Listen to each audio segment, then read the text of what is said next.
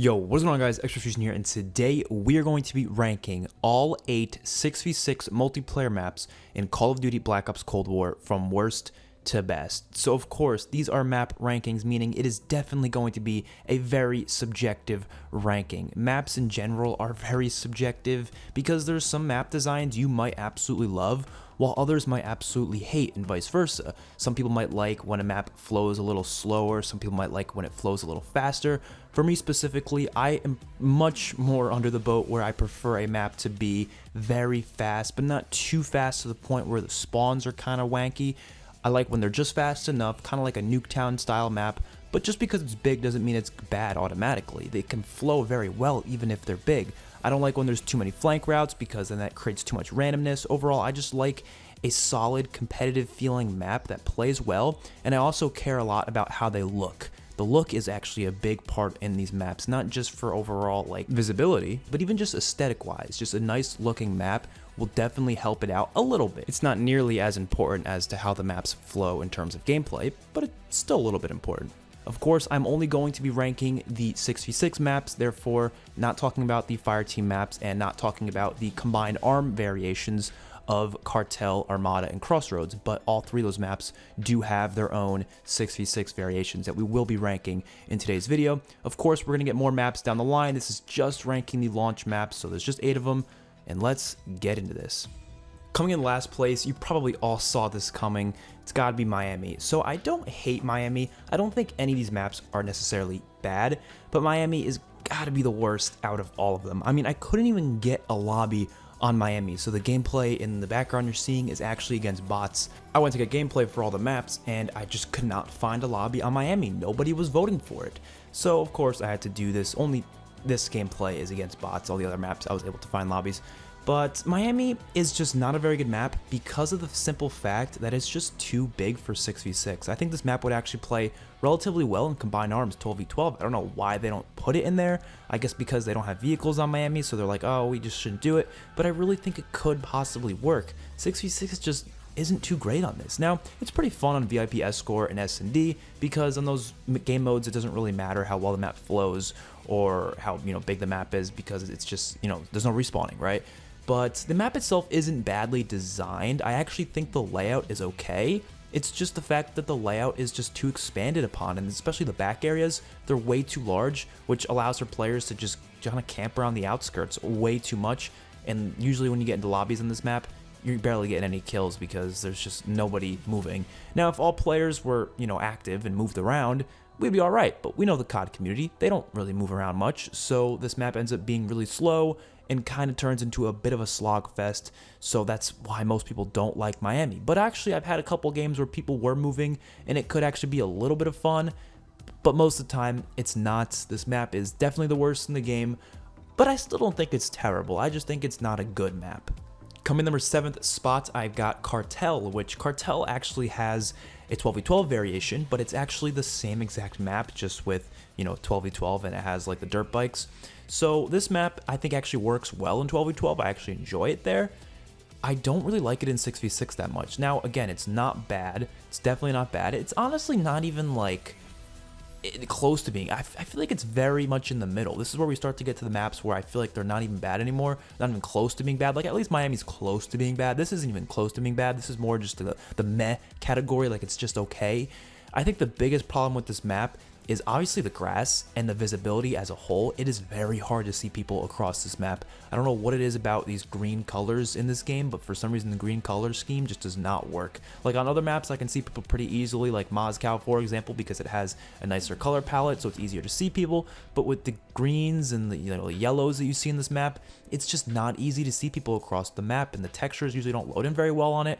And in terms of layout, it's not a bad layout. It kind of has like a hill layout where it goes like upwards to the middle, and this kind of creates for a lot of head glitching and a lot of just sneaking around through the hills and such, and I'm just not a big fan of that. I prefer it to be more of a grounded gameplay experience. When there's way too many elevation spots, it just becomes a little too unbalanced in terms of gameplay. There's way too many places to flank, a little ant farmy in some locations, therefore making Cartel not that enjoyable. And again, just like Miami, it is a little bit too big for 6v6, just a little bit too. I think the back areas are just expanded out a little bit more, but that's for 12v12 there. They have expanded like that for that mode, so I really think for 6v6 they should have cut it a little bit and maybe just done like just the middle area rather than going all around the map, because it can get a little slow sometimes in 6v6 on Cartel. Again, not a bad map, definitely not a bad map, but not really that good of a map either. And the number 6 spot, we've got Garrison, which Garrison is actually, I believe, from Modern Warfare, but not really. So Modern Warfare had a brand new map called Tank Factory added in the last season of their, DLC cycle, and it actually is a piece of this map, kind of, but this map is very different overall. But if you actually look at the map itself, you could tell they kind of based the assets off the same thing, obviously changed up in a very distinct way for Black Ops. So I don't know what was going on there. I don't know if Infinity Ward needed some assets, so they used some of Treyarch stuff, or if Treyarch needed some Infinity Ward assets, they used some of their stuff. I have no idea. That doesn't really matter to me. I'm just, pointing something out. But this map itself is actually pretty small for the most part. Like, it's not that big. It's a very 3-lane design, but not exactly a linear 3-lane at all. None of these maps have that much of a linear 3-lane design, except for one of them is a little more linear, but this one, not that linear. My biggest issue with it, though, it is way too easy to spawn trap, and I'm okay with spawn trapping, but I feel like it's almost way too easy to do it here, because there's one part on the map and there's one spawn. You can just snipe people off of their spawn like there's no tomorrow. And I'm not saying with a sniper, I'm saying with literally any gun, because there's a little bridge in the middle of the map. If you just sit on top of that bridge, you got a couple of guys up there, you can see the enemy spawn, regardless of what side they're on, pretty easily. So if you get control of that bridge area, you pretty much dominate the map, and it's very hard for the enemy team to come back from that. So that's one of the only flaws I really have with this map. Otherwise, I don't really think it's that bad. I actually think it's leading towards being a good map. It's just not quite there yet. Like, it just needs maybe just a little bit of more cover around certain areas, especially in that one spawn, just so it's easier for the enemies to actually get out of that spawn trap. And I do feel like there's a few little locations where they could add 1 or 2 more flank routes. Now, like I said, I don't like too many flank routes, but I feel like this map almost doesn't have enough flank routes. Like, there's barely any, so it feels very head-on, which some people like, but I think having at least a few flanking routes definitely helps out the flow just a little bit, so you can actually have some choices in your gunfights as opposed to forcing yourself down one path every single time. And next up, we have Satellite, which I think is easily the most overrated map of all time. I remember everyone was claiming this map to be like the second coming of Christ back in the beta, and I'm like, dude, Satellite's not that great. I think it's a good map, right? This is when we start getting to good maps. I think this one is definitely good, but it's definitely not great. It is not the best map, not even close. And my issue with it is there's 2 issues. A, there's barely any cover, so you're getting just shot from all areas on this map. It's basically the most wide open map I've ever played in a COD game in a long time. And the hill areas, it's just frustrating going in the hill areas. I always try to stick to the cave areas, because at least you don't have to deal with snipers or people just, going around the hills with dead silence, and you just do not know they're even behind you. It's really easy to flank around those hills if you use them to your advantage. But I think the middle area, even, there's just way too many places for people to shoot you, and if you get control of the Satellite, you dominate the map, just like Garrison. It's like you basically see the entire map, which I guess kind of rewards the player for taking control of it. But in game modes like Hardpoint, where you're supposed to be going to specific places around the map, people still just camp up there. I'm not a big fan of that. I think they should be trying to get you around to different locations on the map rather than taking control of just one specific place. I was never a fan of maps that had that one spot that was like the control spot. Like Estate from Modern Warfare 2 is a good example. That was all about getting control of that house regardless of the game mode, and people would just camp it out in that place and just take control of it, which, if there's a hard point in there, which obviously there's no hard point MW2, but in reference to Satellite, if there's a hard point on the Satellite, sure, camp there. But when it's not there, why are you sitting there? Why? Domination, obviously there's a B flag there as well, so that makes sense to, maybe control that a little bit, but I'm just not a big fan of having that one central location where everyone just wants to go to. It's better to have a couple of those locations, so it kind of balances it out a little bit. Satellite would be much better, I think, if it at least had just maybe a little bit more cover here and there. And the visibility is actually pretty good. This is one of the better maps when it comes to visibility. I think it's just very, very like sandy, which makes it so if anybody's got any decent colors on, because it's like a one color scheme the whole map practically, so any other color that any enemy is usually pops out pretty well, which makes it a nicer map to play in that regard. Coming number 4 spot, I've got Checkmate. So Checkmate is another new map that came with the launch of this game, of course, and I was not liking the map at first. Actually, the first like 2 times I played it, I had the same problem I had with Satellite. Felt like there wasn't enough cover, but then I played it a couple more times, and now I've played it a bunch of times, and I've realized it's actually a really solid map. There's not a lot of cover in those 2 specific lanes, but if you go around the outskirts or you go through the middle, you got a decent amount of cover, and it's really easy to control this map and really just kind of understand the spawns and predict them. But I also feel like it's not impossible to break those, predictable spawns that are on the map, because there's just a lot of places you can go, but there's also not, they're not like badly, placed, I guess you could say. I'm trying to explain this the best way possible, but I feel like every time I play this map, it seems like the gameplay loop just feels good, especially on domination, in particular. Hardpoint's pretty solid on the map as well, and Team Deathmatch works just as it does on most other maps. And I really like the plane, although, like I said, it is annoying when people want to take control of a plane, because it's a very, popular location on the map. It's in the middle, everyone wants to take control of it, but they actually don't. You'd think they would, but they don't. Actually, on this map, I usually see people trying to take control of that one house. I believe it's by the A flag, if I'm not mistaken. It might be the C flag. I'm not too sure about that, but it's that one like construction building that's like half built. A lot of people like to take control of that. People like to take control of the outskirts in this map a lot, so I feel like wherever I go, there's always action, which is great. It's got that 3-lane design to it, but also like it's almost like a 5-lane design in a way. You have, the 2 outskirt areas, but then you also have the like inner outskirt areas, and then you have the plane itself. So it's a decent amount of places you can go, but also in terms of flanking, like there really isn't too many. It is pretty open, like I said, but there's also a lot of cover in between these specific areas. Like you can go below the plane, you can go above it, well, not above it, you can go in it, you can go on the little wings. I think this is a pretty solid map. Definitely not the best map in the game, but I like it. It's definitely a map that I get excited to play when it pops up in the rotation.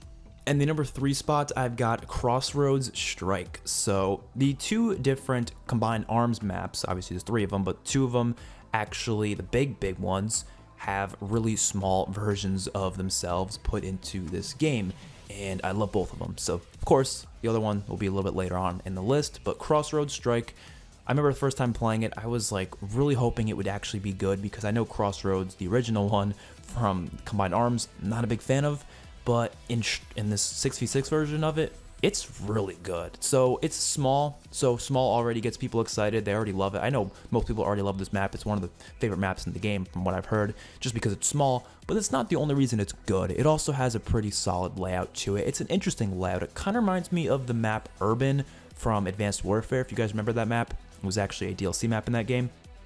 And in some ways, it's got like a Nuketown layout where it's like 2 houses, and you can either go through the houses or you can go around the houses. But obviously it's much different because the houses are very close and actually connected by a little like, catwalk, which I think is really cool. And you can get in the action within like 2 seconds on this map. But it's also not spawn trappy like Modern Warfare Shipment, so it's not too small to have that. But it's small enough to have fun with, either going around the outskirts or just, trying to go through the middle.